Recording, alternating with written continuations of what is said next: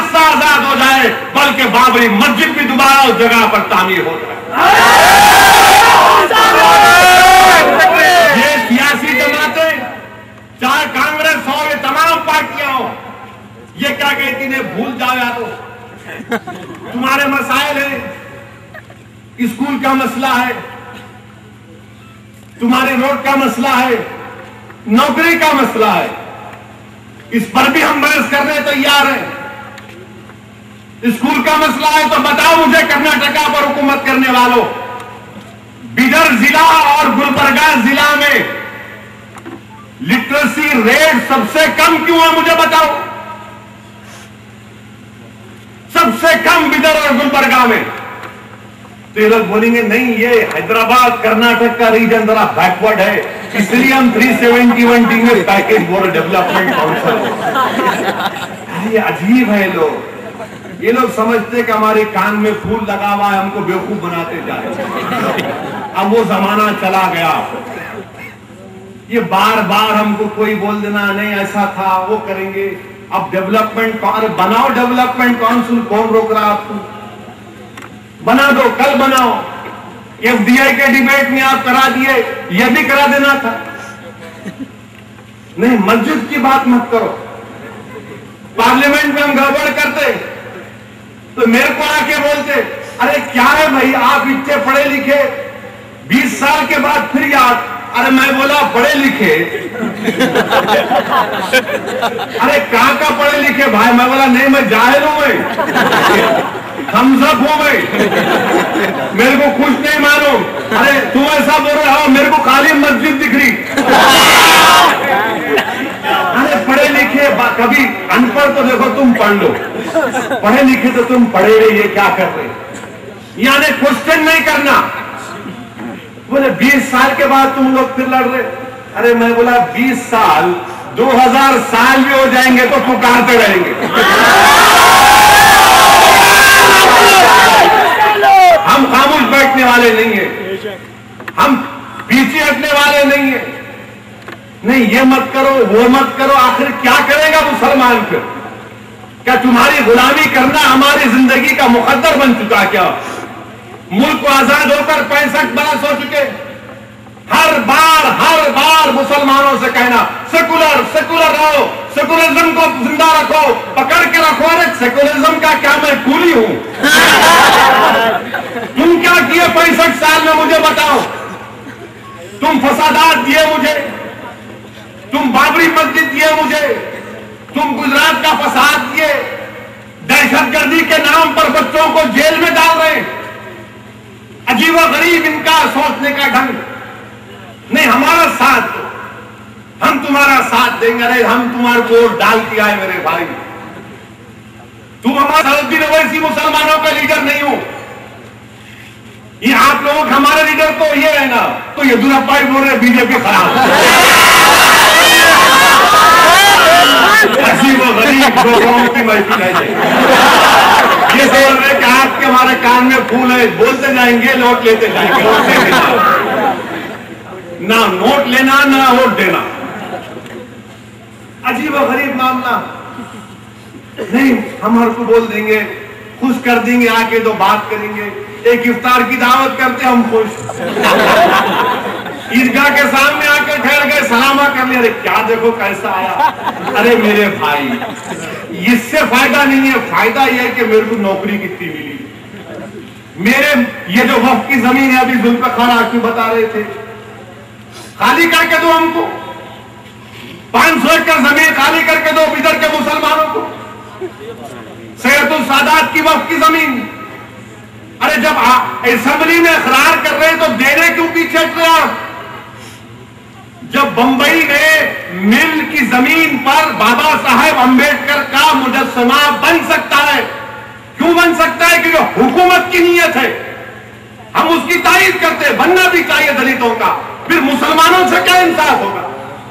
ना हमारी मस्जिदों को मिलती, ना हमारे बच्चे जेलों से निकलते, मगर आप सेकुलरिज्म की लात लगाए हुए।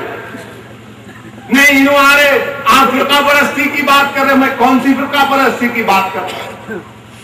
बाबरी मस्जिद का फैसला आया, बाबरी मस्जिद का फैसला आया, Allahabad high court Lucknow bench, अजीब और गरीब फैसला। आप देखिए कोर्ट क्या फैसला कर रहा है। अदालत को आप गए तो अदालत एविडेंस के ऊपर फैसला दे रहा है, अंग्रेजी में बोलते question of fact and evidence के ऊपर फैसला दे रहा है। यहां हाई कोर्ट ने एक ऐसे चीज की तस्दीक कर दी जो खुद मौलवीन लिख रहे हैं कि 13 लाख साल पहले हुआ, 13 लाख साल पहले हुआ। आप बोले नहीं हो सकता है, 13 लाख साल पहले कैसा मालूम आपको?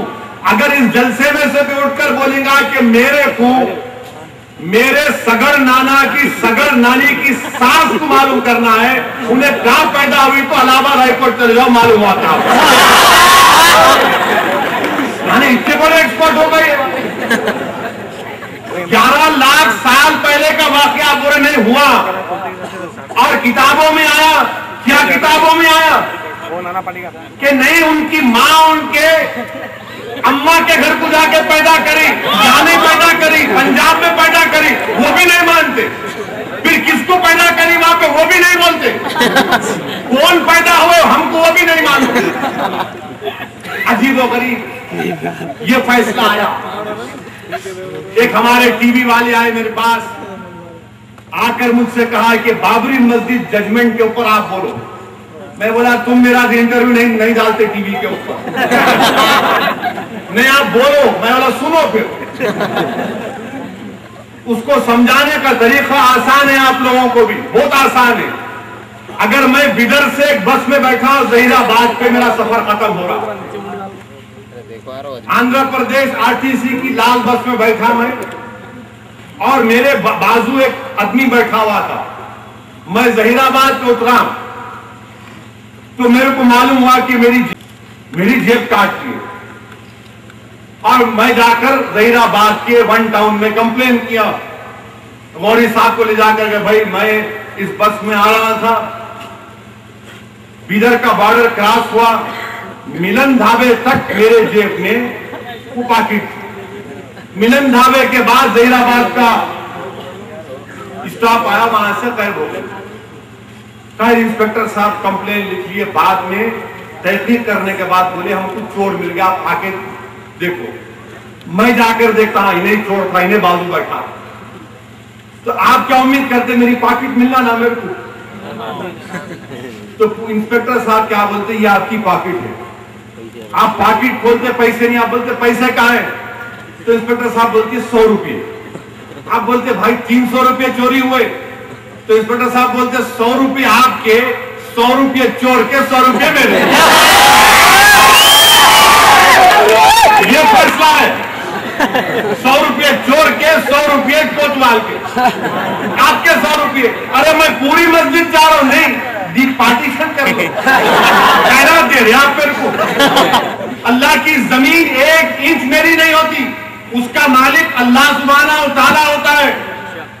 और जब दुनिया खत्म होगी नौजवानों याद रखो, इन मसाजिद को अल्लाह उठा लेगा और जन्नत में रखेगा। सारी दुनिया में हर चीज तबाह हो जाएगी, ये बिदर के तमाम तारीखी इमारतें तबाह हो जाएंगी, मगर बिदर की मसाजिद को अल्लाह उठाएगा और जन्नत में रखेगा। और ये कह रहे हैं कि नहीं आप दे दो, बात कर लो, खत्म कर लो, तुम कब तक लड़ते रहोगे? अरे क्या मतलब कब तक लड़ते रहेंगे? जब तक जान है लड़ते रहेंगे, वसीयत करके जाएंगे, तुम भी लड़ते रहना। मगर लड़ने का मतलब ये नहीं है कि हम अपने मसाइल को छोड़ देंगे, हम मसाइल के ऊपर भी बहस करेंगे, हम मसाइल को भी हल करेंगे। अभी मैं आ रहा था तो मुझे कई साहब बता रहे थे कि आपके कर्नाटका में बड़ी हलचल चल रही है, और बता रहे थे हमारे दोस्त के क्या 9 तारीख को, हाँ 9 तारीख को कुछ होगा। मैं आपसे लिख कर दे रहा हूं, येदियुरप्पा गवर्नमेंट को नहीं गिराएंगे। क्यों नहीं गिराएंगे वो भी बोल रहा हूं आपको मैं कि वो लिंगायतों की गवर्नमेंट है, वो नहीं गिरने देंगे। मुसलमानों जो तुमसे कह रहे ना तुम फिरका परस्त सेकुलरिज्म। कर्नाटका के पूरे लिंगायत एक जगह जमा हो रहे नहीं हो रहे, आप मुझे बताइए। फिर आप देखिए SM कृष्णा की बिरादरी के लोग एक जगह जमा हो रहे, सिद्धारामैया के लोग एक जगह जमा हो रहे, फिर आपके कुमारस्वामी देवेगौड़ा साहब के लोग एक जगह जमा हो रहे। आप क्यों जमा नहीं होते? फिर क्या तुम उनसे कमतर हो? क्या तुम उनसे कमजोर हो? अरे वो जमा हो रहे, तुम तो तौहीद परस्त हो, तुम तो रसूल अल्लाह के गुलामों के गुलाम हो, तुम तो हुसैन के नाम लेवा हो, तुम क्यों जमा नहीं होते? मुझे शिकवा तुमसे है इसके। हम अपने मुकद्दर के मालिक नहीं बन रहे, हम फैसला अपना नहीं कर रहे, गैरों को मौका दे रहे, करो तुम हमारा फैसला। और आप देख रहे क्या फैसला हो रहा, जेलों को जा रहे, टेररिज्म के नाम पर जेल में डाल रहे। पड़ोसी रियासत महाराष्ट्र है, पड़ोसी रियासत महाराष्ट्र है, नांदेड़ में 4 बच्चों को पकड़े, बेंगलुरु में 18 बच्चों को पकड़े। कोई आवाज तो उठाना था, कोई तो बोलना था ये गलत हो रहा है। हैदराबाद से 2 बच्चे चले गए, एक अंग्रेजी अखबार का रिपोर्टर बेंगलुरु का गिरफ्तार हो गया, स्टेट्समैन अखबार का, स्टेट्समैन अखबार। फिर एक गवर्नमेंट के मुलाजिम गिरफ्तार हो गए। नांदेड़ में आपकी या बेंगलुरु की पुलिस गई नांदेड़ के ATS को लेकर, 4 बच्चों के घर को जाकर 2 भाइयों गिरफ्तार करे। मैं उस घर में गया, घर को गया, जाकर उन घर वालों से मिला, मुलाकात किया। तो उनके गरीब घर है, हमारे जो गरीब घर आ रहे थे, 2 कमरे 3 कमरे में 4 लोग 6 लोग 8 लोग 10 लोग रहते। यहाँ कांग्रेसी लोग नहीं आते, ना JDU आते, कोई नहीं आते यहाँ पर। मैं जाके पूछा क्या हुआ? बोले घर देखो आप, हमारे पास कौन से पैसे, हम लोग मंडियों पे मेवा बेचने वाले, बागबान कम्युनिटी के लोग हम लोग, हमारे वालिद नहीं है, हमारी माँ नहीं है, हम 4 भाई हैं, मेहनत मजदूरी करके जिंदगी गुजारते। हमारे भाई दोनों भाइयों को पकड़ लिए और पुलिस आकर यहां से किताब की सीज करी। मैं बोला क्या किताब सीज करे? आपकी बेंगलुरु की पुलिस भी आई थी, क्या सीज करी? तो बोले साहब वो दुआओं की, मसनून दुआओं की किताब थी। ये बोले टेररिज्म सिखाती किताब। अरे बेवकूफो, क्या मसनून दुआओं की किताब टेररिज्म सिखाती? मुझे बताइए आप। ले जाकर बता दिए कि नहीं ये दुआओं की किताब है, ये दुआओं की किताब टेररिज्म। आप अंदाजा लगाइए अज़ीज़ान मिल्लत, अनलॉफुल एक्टिविटीज प्रिवेंशन एक्ट लगाया गया उन बच्चों के ऊपर, UAPA लगाया गया। और UAPA टाडा और कोटा का बाप है, टाडा और कोटा का बाप है।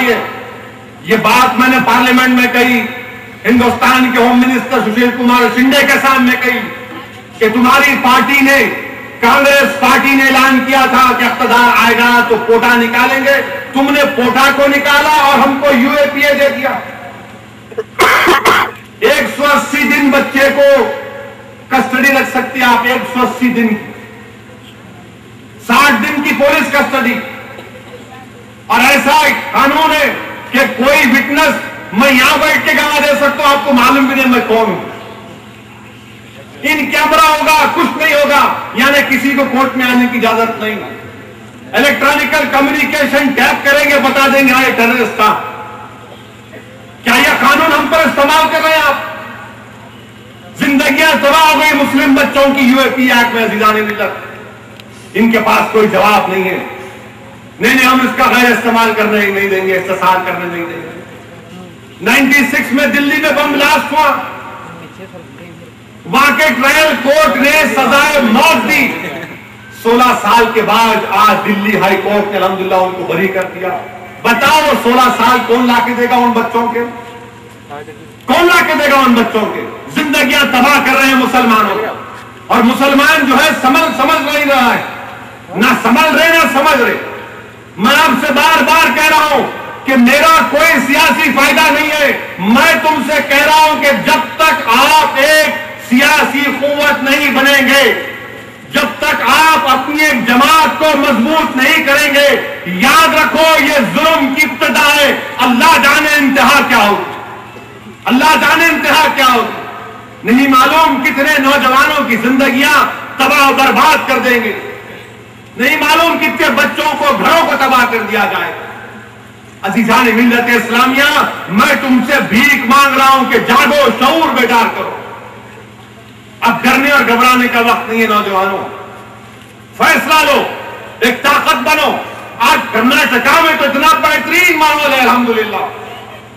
जो कल तक लड़ते थे, जो जिसने कानून बनाया कि नहीं बड़े को नहीं काटना, आज वो खुद कट रहे हैं अल्हम्दुलिल्लाह। छोटे काटना करते हैं। येदुरप्पा निकल गए, कितने बड़े बड़े बातें बोलते थे, मैं ऐसा कर दूंगा, वो कर दूंगा। अब मुसलमान से मोहब्बत, अब कांग्रेस परेशान। अरे आपके वोट की अहमियत है। ऐसे ही अगर बातें कोई करता जाएगा, मीठी बातें करता जाएगा, आप चले जाएंगे। माफ करना मेरे अजीज दोस्तों, मैं किसी मुस्लिम कायद के खिलाफ हरगिज नहीं हूं, मैं हरगिज नहीं हूं। जो हमारे मुसलमान मुंतखब हुए, मैं उनको अपना भाई तस्वुर करता हूं, मगर वो भी मजबूर है, मैं जानता हूं वो मजबूर है, अपनी जमातों की मजबूरी है, उनको वो ज्यादा नहीं बोल सकते। मगर अज़ीज़ान मिल्लत इस्लामिया, ये मजबूरी, ये मसलहत तो हमारे पैरों की जंजीर 60 साल से बनी हुई है। नौजवानों, इस जंजीर को तोड़ो मुसलमानों।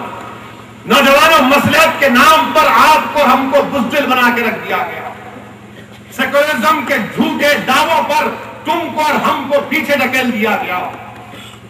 सेकुलरिज्म के झूठे दावों पर हमको गरीब कर दिया गया। हमारे बस्तियां, अगर पूरे हिंदुस्तान में अगर आप बोलेंगे कि मुसलमान की बस्ती कैसी होती, तो वहां पर मोहरियां खुले, वहां पर मोहरियों में सुअर भागता। स्कूल है तो टीचर नहीं है, टीचर है तो बैठने को कुर्सी नहीं है, कुर्सी है तो टॉयलेट नहीं है बच्चों के आस। कब तक आप खामोश बैठे रहेंगे? मुझे इक़्तिदार से कोई मोहब्बत नहीं है। इंशाअल्लाह ताला मुझे जिंदगी में कभी मिनिस्टर नहीं बनना, नाउज़ुबिल्लाह। मगर मेरी जिंदगी का मकसद ये कि तुम्हारे दरमियान में जाऊं और एक शऊर को बेदार करो, तुमको बताओ कि तुम्हारी ताकत क्या है, तुमको अंदाजा नहीं। पूछो इन लोगों से, ये कांग्रेस वालों से पूछो, जेडीयू से पूछो, बीएसपी से पूछो, ये तमाम सेकुलर पार्टियों से पूछो नौजवानों, कि आंध्र प्रदेश, महाराष्ट्र और कर्नाटका में 116 लोकसभा की सीटें, क्या तुमको